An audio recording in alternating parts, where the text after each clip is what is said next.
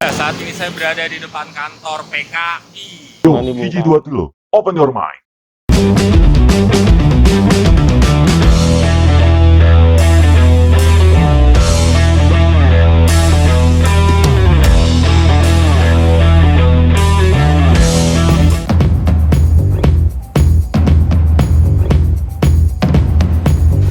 Rafif, tahun vivere pericoloso benar terjadi di zaman demokrasi terpimpin. Mengapa demikian? Rakyat Indonesia terpecah belah dengan beberapa golongan yang ada di Indonesia pada saat itu. Ya, Bung Karno berusaha memperbaiki konflik tersebut dengan menyatukan gagasan nasionalis, komunis dengan agama dengan konsep Nasakom. Tapi ternyata gagal. Gedung ini merupakan salah satu bukti kebesaran dari PKI pada saat itu dan menjadi Komite Sentral atau CCPKI di Jakarta. Gedung ini merupakan salah satu bukti kemegahan PKI pada saat itu yang berhasil mengumpulkan banyak uang secara rembuk, gotong royong, ala komunis untuk membuat sebuah gedung kantor pusat. Saat ini gedung ini terbengkalai, tidak digunakan oleh apapun dan oleh siapapun. Gedung ini dimiliki oleh PKI hampir seluas 3 hektar. Dalam beberapa referensi disebutkan demikian. Begitu besar, begitu luas karena kawasan ini rencananya akan digunakan sebagai kantor pusat sekaligus juga menjadi lapangan olahraga dan perumahan untuk karyawan CC. Namun sayangnya yang terjadi setelah peristiwa G30S PKI di tahun 65, gedung ini menjadi sasaran empuk masyarakat yang tidak menyukai PKI dan kemudian gedung PKI ini dihancurkan bahkan dibakar oleh ribuan massa anti komunis.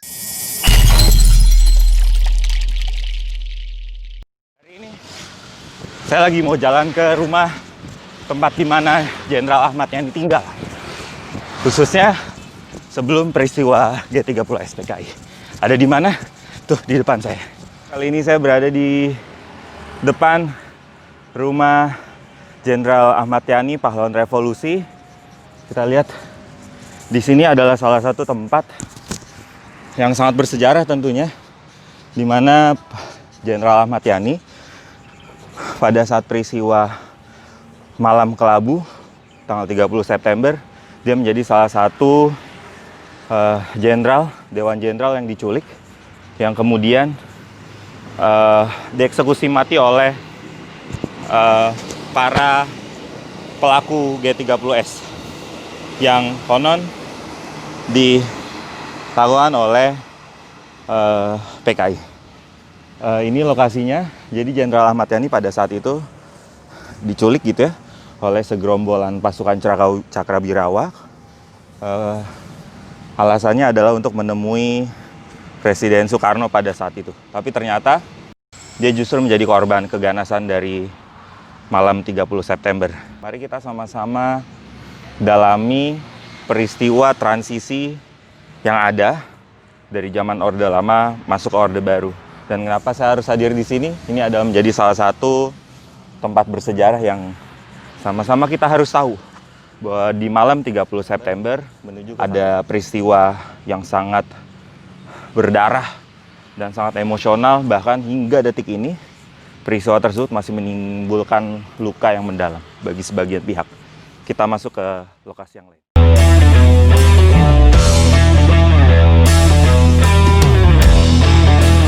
Saat ini saya berada di Museum Jenderal Besar A.H. Nasution, di mana beliau adalah salah seorang jenderal yang memiliki pangkat tertinggi pada saat itu, merupakan salah satu orang kepercayaan Bung Karno juga. Namun dalam perjalanannya beliau ada sedikit perbedaan pandangan terhadap Bung Karno sehingga beliau agak disisihkan. Nah, rumah ini adalah salah satu rumah bersejarah. Apa yang terjadi? Yang terjadi adalah anak beliau, adik Irma, itu tewas karena tertembak oleh pasukan yang pada saat itu juga datang ke sini. Modelnya juga sama, tengah malam datang ke rumah Jenderal A.H. Nasution sama seperti Jenderal Ahmad Yani. kemudian dijemput paksa begitu kurang lebih dengan pernyataan bahwa beliau ini dipanggil oleh Presiden Soekarno. Namun benar atau tidak kita tidak tahu dan kita tidak akan masuk ke sana. Tapi yang jelas beliau berhasil kabur dari malam tragedi berdarah, malah ajudannya yang saat ini kita kenal sebagai jalan di dekat Gatot Subroto, yaitu Pierre Tendean, yang kemudian menjadi korban dari peristiwa G30 SPKI. Beliau berhasil kabur melompati dinding belakang rumahnya dan beliau bersembunyi di Kedutaan Besar Irak.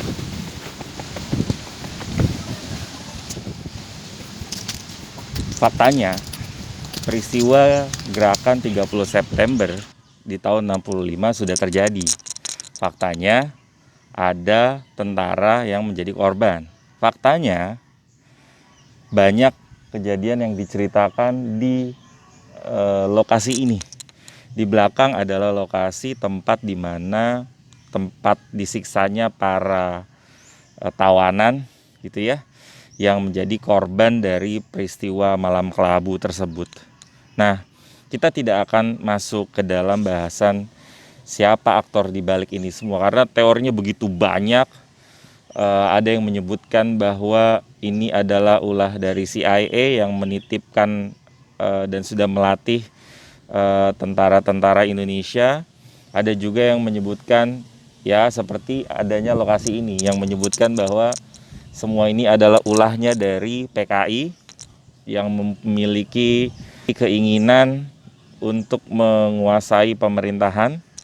Dan ada juga yang mengatakan bahwa dewan-dewan jenderal inilah yang kemudian memang mendesain kegiatan atau peristiwa ini. Kenapa didesain? Karena mereka berkeinginan untuk mengkudeta kepemimpinan Soekarno. Terlepas dari itu semua, yang jelas di tahun-tahun tersebut Bung Karno sudah menyampaikan bahwa masih ingat vivere pericoloso yang disampaikan Bung Karno, dan di zaman tersebut juga kita juga masih ingat bahwa setelah sukses menyelenggarakan Asian Games, Ganevo, kemudian Bung Karno juga memiliki kendala eksternal. Apa itu? Yaitu konfrontasi dengan Malaysia seperti yang pernah kita bahas secara singkat. Nah, apa kaitannya konfrontasi dengan Malaysia, ganyang Malaysia terhadap peristiwa G30S? Konon dalam beberapa teori ini juga banyak disebutkan, sehingga ada korelasi antara kegiatan konfrontasi ganyang Malaysia dengan peristiwa 30 September Malam Kelabu ini. Dengan dalih bahwa mereka adalah para sukarelawan yang sedang digembleng dalam rangka konfrontasi dengan Malaysia. Dengan alasan itu pula, PKI menuntut dengan gigih agar para buruh dan tani dipersenjatai sebagai angkatan kelima. Latihan-latihan ini dipimpin oleh oknum perwira AUI yang sudah digarap oleh PKI. Perwira ini juga yang memberikan sarana dan perlengkapan latihan. Lantas apa hubungannya dengan kepemimpinan Orde Baru? Adakah kaitan antara peristiwa G30S dengan peristiwa beralihnya kekuasaan Orde Lama ke Orde Baru? Jelas jawabannya sangat nampak. Kegagalan Bung Karno bukan karena konteks kegagalan ekonomi. Kegagalan Bung Karno bukan hanya dalam konteks tidak dapat bersatunya masyarakat Indonesia pada saat itu. Kegagalan Bung Karno juga bukan karena semata-mata kinerja Bung Karno yang terlalu revolusioner barangkali seperti itu, bukan. Tapi lebih banyak kemudian diberikan kontribusinya dengan meletusnya kejadian G30S ini. Dan terakumulasi besar ketika peristiwa ini pecah. Dan yang disangkakan, banyak literatur yang menyangkakan bahwa ini adalah ulah Bung Karno karena kedekatan Bung Karno dengan PKI. Di satu sisi yang lain juga kemudian menyebutkan bahwa posisi Bung Karno itu diperebutkan oleh TNI pada saat itu dan juga PKI. Tapi sekali lagi terlepas dari hal itu semua, peristiwa G30S sudah menjadi catatan kelabu Indonesia. Soekarno pada akhirnya dia dipojokkan oleh banyak pihak. Dan apa yang terjadi? Yang terjadi yang sama-sama kita tahu. Setelah peristiwa tersebut, pidato pertanggungjawaban Soekarno terhadap MPR pada saat itu ditolak. Kenapa ditolak? Banyak faktor. Khususnya sekali lagi banyak yang menyalahkan Bung Karno dengan adanya peristiwa tersebut. Nah, pada saat itu yang terjadi adalah munculnya rasa ketidakpercayaan terhadap Bung Karno, baik dari masyarakat sipil, mahasiswa, bahkan tentara pada saat itu, khususnya Angkatan Darat. Nah, apa yang terjadi? Yang terjadi adalah banyaknya penolakan, bahkan demonstrasi oleh mahasiswa dengan 3 tuntutan rakyatnya atau istilahnya Tritura, yang salah satu poinnya adalah meminta Bung Karno untuk membubarkan PKI.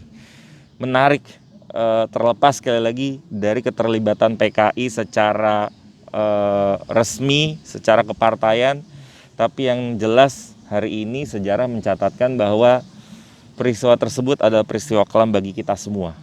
Faktanya di belakang sana ada 1, 2, 3, 4, 5, 6, 7 yang dianggap sebagai pahlawan revolusi saat ini sudah wafat.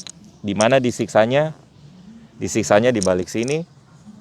Kemudian yang sama-sama kita tahu, di sana adalah sumur maut, tempat di mana konon PKI menggunakan sumur tua sedalam 12 meter tersebut untuk mengubur. Kali ini kita tidak akan membicarakan kontroversi peristiwa tersebut, tapi yang jelas yang kita akan bahas adalah bagaimana peristiwa ini, peristiwa G30S ini dijadikan sebagai momentum untuk berkuasanya Orde Baru. Kenapa bisa demikian? Karena bayangkan semua jenderal-jenderal yang seperti Ahmad Yani yang begitu dekat dengan Soekarno, yang pada saat itu menjadi Panglima Angkatan Darat, kemudian juga ada DI Panjaitan, ada juga Letjen Suprapto, dan tidak lupa yang pernah kita juga kunjungi yaitu Jenderal Ahana Nasution. Tapi yang jelas Soeharto hanya satu-satunya petinggi yang kemudian pada saat itu bisa mengambil alih kekuasaan, karena Bung Karno pada saat itu juga posisinya dia tidak ada di Jakarta. Dia diamankan ke Bogor karena menganggap situasi di Jakarta sangat tidak stabil dan sedang memanas. Nah, demokrasi terpimpin menjadi salah satu kelemahan dari catatan sejarah Bung Karno yang pada akhirnya melengsarkan Bung Karno dari posisi kekuasaannya. Jadi demokrasi yang digadang-gadang oleh Bung Karno sebagai demokrasi jalan keluar, yaitu dengan cara dipimpin, tapi ternyata justru membuahkan hasil yang kurang maksimal. Kenapa bisa demikian? Karena sekali lagi konflik begitu banyak yang kemudian juga menimbulkan banyak kegaduhan. Nah, sehingga pada saat itu pidato Bung Karno pertanggungjawaban tahunan di MPR ditolak. Dan apa yang terjadi? Disitulah jalan lancar kepada Maijen Soeharto untuk kemudian didapuk sebagai penguasa sementara. Kenapa bisa demikian? Karena munculnya sebuah surat, namanya adalah Super Semar. Nah, dari situ baru muncul rasa ketidakpercayaan kepada Soekarno, dan akhirnya trust itu berpindah dari tadinya ke Soekarno yang begitu dielu-elukan, tapi dengan banyaknya blunder atau kontroversi yang terjadi pada saat Soekarno memimpin di demokrasi terpimpin, trust itu pindah kemudian kepada Soeharto dengan khas Jawanya yang kita sama-sama kenal. Beliau itu mudah sekali tersenyum dan lain sebagainya, makanya dia dijuluki dengan The Smiling General. Nah, yang terjadi adalah pada saat demokrasi terpimpin itu bubar, yang terjadi muncul sebuah format politik baru, yaitu kita memasuki fase Orde Baru. Kenapa bisa muncul Orde Baru? Ini hanya untuk menandakan bahwa Orde ini, zaman ini berbeda dengan zaman Soekarno, sehingga muncul terminologi Orde Lama dan Orde Baru. Nah, apa yang terjadi? Yang terjadi jelas, pemimpinnya adalah militer, maka yang terjadi adalah dominasi militer sangat kental di zaman Orde Baru. Apakah itu salah? Tidak juga. Tapi kemudian yang terjadi adalah munculnya banyak sekali militeristik ya yang kemudian sangat dominan dalam kehidupan Orde Baru. Nah, kemudian Orde Baru juga hadir sebagai koreksi atas kesalahan-kesalahan yang dilakukan oleh Orde Lama. Dan ini disampaikan dalam pidato pertama Soeharto sebagai presiden, yaitu di tanggal 16 Agustus tahun 67. Nah, apa saja yang kemudian kesalahan-kesalahan yang dibuat oleh Orde Lama, diantaranya adalah terjadinya penyelewengan terhadap Undang-Undang Dasar 45 gitu ya. Kemudian di dalamnya juga karena ada pelanggaran sangat mendasar. Salah satu pelanggaran sangat mendasarnya adalah ditetapkannya Soekarno sebagai presiden seumur hidup oleh MPRS. Nah, kemudian ada juga pelanggaran terhadap sila kedua bahwa tidak ada jaminan dan perlindungan hak asasi manusia. Belum lagi juga persatuan Indonesia pada saat itu sangat kocar-kacir gitu ya, karena berbagai hal, sehingga ya kita hidup di zaman yang begitu penuh dengan konflik. Kemudian sila keempat, kedaulatan kepemimpinan yang terlalu absolut yang dikuasai oleh Soekarno. Dan sila kelima, bahwa kekayaan negara itu tidak didistribusikan secara adil dan merata kepada rakyat Indonesia. Ditambah pada saat itu rakyat Indonesia keadaan ekonominya sangat luar biasa miskin. Nah, tapi justru kekayaan itu dimiliki oleh kekayaan negara itu digunakan untuk kepentingan golongan atau kepentingan kelompok. Itu versinya Soeharto dalam pidato Soeharto di tanggal 16 Agustus di tahun 67. Lantas apa yang terjadi? Yang terjadi untuk mengembalikan kondisi negara Indonesia menjadi lebih stabil, Soeharto belajar dari kegagalan Soekarno. Salah satu kegagalan Soekarno yang dianggap paling krusial adalah tidak dijalankannya Pancasila secara konsekuen. Lantas apa yang dilakukan? Soeharto melakukan pemilihan umum yang pertama kali. Tidak butuh waktu lama seperti Soekarno yang baru bisa menyelenggarakan pemilu di tahun 55, dan itu hanya sekali dalam kurun 21 tahun. Tapi Soeharto dari tahun 67 memimpin Indonesia secara resmi begitu ya, langsung mengadakan pemilu di tahun 71. Lantas apa yang dilakukan? Di tahun 66, setelah peristiwa Kelabu di tahun 65, peristiwa berdarah di tanggal 30 September tahun 65, di tahun 66 muncul aturan yang kemudian menghilangkan atau melarang adanya paham komunisme, sosialisme, leninisme, marxisme, dan sebagainya. Pokoknya yang berbau PKI semua tidak ada. Dan maka dari itu banyak sekali cerita-cerita yang dihadirkan oleh orang tua kita barangkali, bahwa ada yang diculik, ada yang kemudian hilang gitu ya, ada yang juga yang dibuang ke pulau tidak berpenghuni dan lain sebagainya. Tapi kita tidak masuk ke sana. Sekali lagi yang ingin saya sampaikan adalah bahwa pada saat itu masyarakat itu lukanya begitu mendalam karena ada peristiwa G30S ini, dan yang disangkakan, yang disalahkan adalah PKI. Sekali lagi, kita tidak masuk ke dalam kontroversi bagaimana peristiwa ini terjadi, tapi yang jelas adalah peristiwa ini sudah terjadi. Dan faktanya ini jelas-jelas terjadi. Meskipun sekali lagi kita tidak masuk ke siapa orangnya dan lain sebagainya. Dan apa yang dilakukan oleh Soeharto? Yang dilakukan oleh Soeharto adalah mencoba mengembalikan kepercayaan masyarakat kepada pemerintah. Kepada siapa ya? Berarti kepada Soeharto. Dan apa yang dilakukan? Yang dilakukan adalah Soeharto kemudian mengembangkan kembali sebuah organisasi masyarakat, yaitu Golongan Karya. Golongan Karya sebelum tahun 65, tepatnya tahun 64 kurang lebih, itu sudah dibentuk oleh ABRI pada saat itu. ABRI mendirikan semacam organisasi masyarakat namanya Golongan Karya. Ini juga tujuannya adalah untuk menyaingi PKI yang memang punya kekuatan basis masanya luar biasa, petani, buruh, dan lain sebagainya. Nah, dan apa yang dilakukan sama Soeharto pada saat itu tetap menggunakan MPRS yang dibuat oleh Bung Karno, DPR GR yang dibuat oleh Orde Lama, tapi sudah bersih dari unsur PKI. Jadi unsur-unsur PKI benar-benar di zaman Orde Baru, ketika masuk Orde Baru itu benar-benar dihabisin. Sehingga sama-sama yang kita tahu, seperti gedung CCPKI yang ada di Jalan Keramat, ya udah jadinya begitu aja. Karena masyarakat pada saat itu digiring dan mungkin memang muncul luka yang sangat luar biasa terhadap PKI pada saat itu.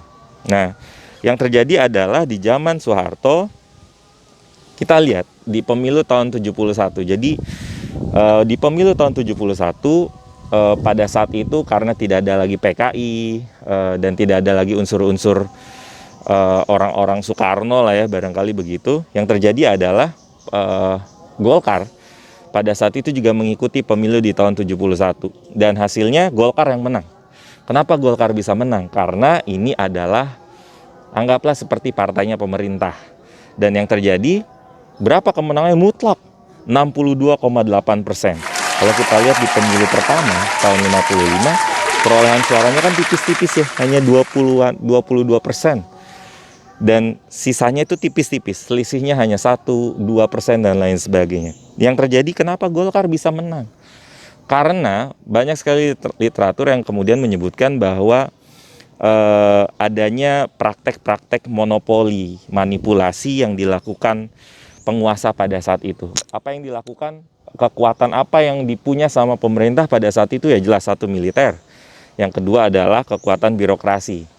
Kekuatan birokrasi itu seperti ASN, PNS gitu ya, dan itu digunakan.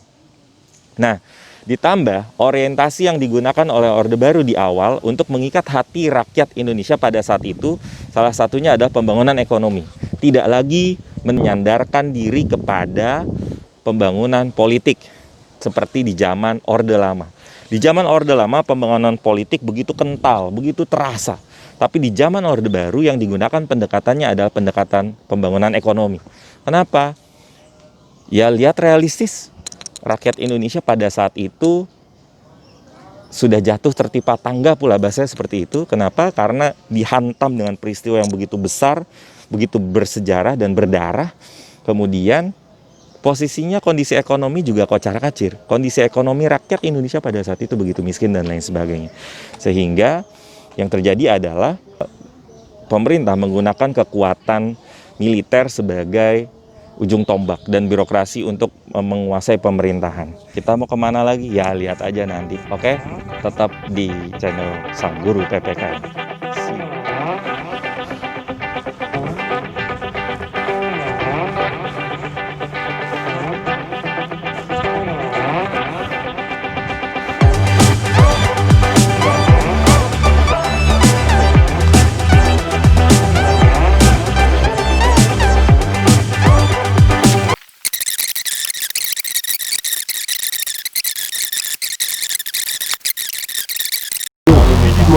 Open your mind.